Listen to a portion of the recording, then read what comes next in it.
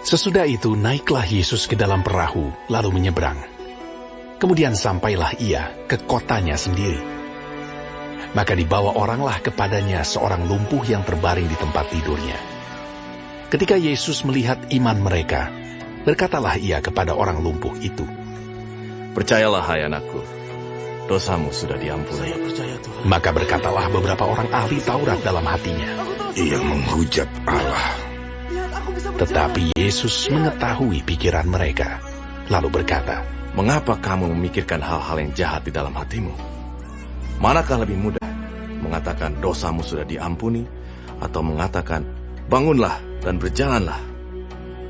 Tetapi supaya kamu tahu bahwa di dunia ini Anak Manusia berkuasa mengampuni dosa. Lalu berkatalah ia kepada orang lumpuh itu, Bangunlah, angkatlah tempat tidurmu, dan pulanglah ke rumahmu. dan orang itu pun bangun, lalu pulang. Maka banyak orang yang melihat hal itu takut, lalu memuliakan Allah yang telah memberikan kuasa sedemikian itu kepada manusia. Setelah Yesus pergi dari situ, ia melihat seorang yang bernama Matius duduk di rumah cukai. Lalu ia berkata kepadanya, Ikutlah aku. Maka berdirilah Matius, lalu mengikut dia. Kemudian ketika Yesus makan di rumah Matius, datanglah banyak pemungut cukai dan orang berdosa, dan makan bersama-sama dengan dia dan murid-muridnya. Pada waktu orang Farisi melihat hal itu, berkatalah mereka kepada murid-murid Yesus, Mengapa guru memakan bersama-sama dengan pemungut cukai dan orang berdosa? Yesus mendengarnya dan berkata, Bukan orang sehat yang memerlukan tabib, tetapi orang sakit. Jadi pergilah dan pelajarilah arti firman ini. Yang ku kehendaki ialah belas kasihan dan bukan persembahan. Karena aku datang bukan untuk memanggil orang benar, melainkan orang berdosa. Kemudian datanglah murid-murid Yohanes kepada Yesus dan berkata, Mengapa kami dan orang Farisi berpuasa, tetapi murid-muridmu tidak? Jawab Yesus kepada mereka, Dapatkah sahabat-sahabat mempelai laki-laki berduka cita selama mempelai itu bersama mereka? Tetapi waktunya akan datang, mempelai itu diambil dari mereka, dan pada waktu itulah mereka akan berpuasa. Tidak seorang pun menambalkan secari kain yang belum susut pada baju yang tua. Karena jika demikian, kain penambal itu akan mencabik baju itu, lalu makin besarlah koyaknya. Begitu pula anggur yang baru, tidak diisikan ke dalam kantong kulit yang tua, karena jika demikian, kantong itu akan koyak sehingga anggur itu terbuang dan kantong itu pun hancur. Tetapi anggur yang baru disimpan orang dalam kantong yang baru pula, dan dengan demikian terpeliharalah kedua-duanya.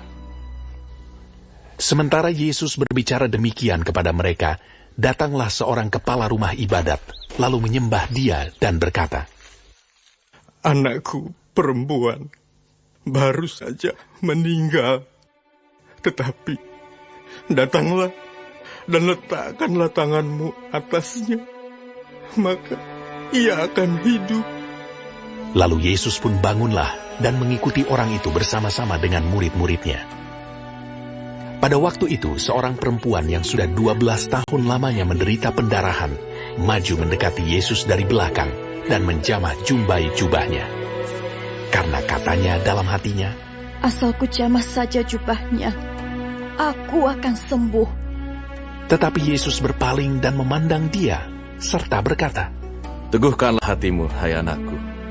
Imanmu telah menyelamatkan engkau. Maka sejak saat itu, sembuhlah perempuan itu. Terima kasih Tuhan. Ketika Yesus tiba di rumah kepala rumah ibadat itu dan melihat peniup-peniup seruling dan orang banyak ribut, berkatalah ia, Pergilah, karena anak ini tidak mati, tetapi tidur. Tetapi mereka menertawakan dia. Setelah orang banyak itu diusir, Yesus masuk dan memegang tangan anak itu, lalu bangkitlah anak itu. Maka tersiarlah kabar tentang hal itu ke seluruh daerah itu. Ketika Yesus meneruskan perjalanannya dari sana, 2 orang buta mengikutinya sambil berseru-seru dan berkata, Kasihanilah kami, hai anak Daud. Setelah Yesus masuk ke dalam sebuah rumah, datanglah kedua orang buta itu kepadanya, dan Yesus berkata kepada mereka, Percayakah kamu bahwa aku dapat melakukannya? Mereka menjawab, Ya Tuhan, kami percaya. lalu Yesus menjamah mata mereka sambil berkata, Jadilah kepadamu menurut imanmu. maka meleklah mata mereka.